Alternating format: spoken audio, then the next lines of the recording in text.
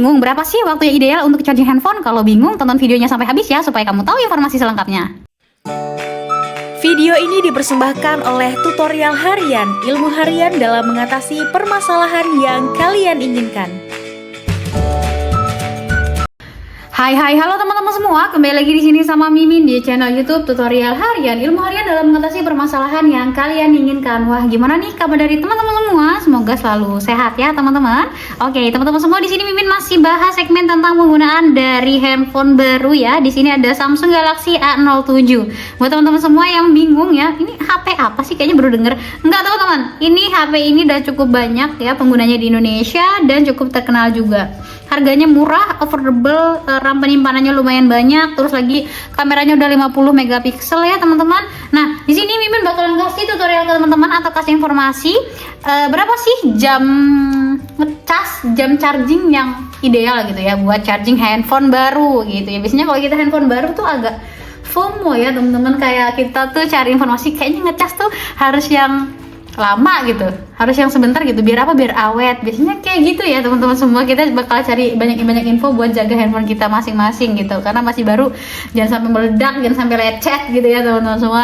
Nah, di sini Mimin bakalan sepil lah teman-teman semua. Kalau ngecas handphone baru ya teman-teman, baru banget beli ini, itu tuh sebenarnya nggak perlu lagi memakan waktu 8-12 jam teman-teman. Jadi udah ada teknologi dari handphone itu namanya fast charging. Jadi kalau ngecas sampai 12 jam itu mau ngisi apa? Kalau udah 100% tuh ya mau berapa persen lagi gitu loh. Jadi jangan sampai 8-12 jam gitu ya teman-teman semua. Itu mitos yang beredar di masa lalu ya teman-teman. Jadi baterai modern yang digunakan di sebagian smartphone saat ini adalah baterai lithium ion yang tidak memiliki efek memori seperti baterai nikel pada zaman dulu. Jadi pada dasarnya teman-teman bisa langsung menggunakan handphone baru tanpa harus mengecasnya dalam waktu lama. Namun ada beberapa panduan yang harus teman-teman perhatikan dalam mengisi daya tersebut. Yang pertama, isi sampai 100%. Udah, kalau udah 100% ya udah mentok, itu udah nggak bisa nambah jadi 102 atau 103 gitu, meskipun dia dicas dalam waktu berhari-hari.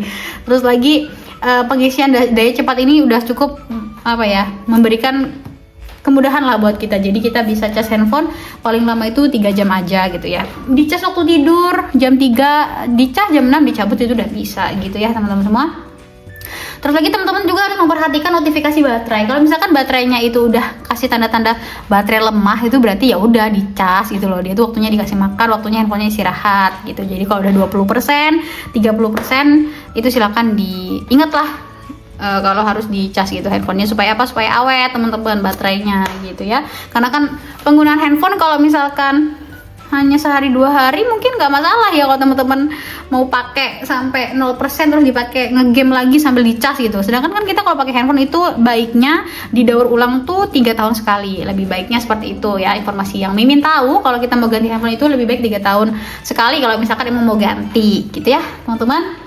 Oke teman-teman semua, mungkin sekian informasi yang Mimin sampaikan terkait dengan berapakah jam lama untuk charging handphone.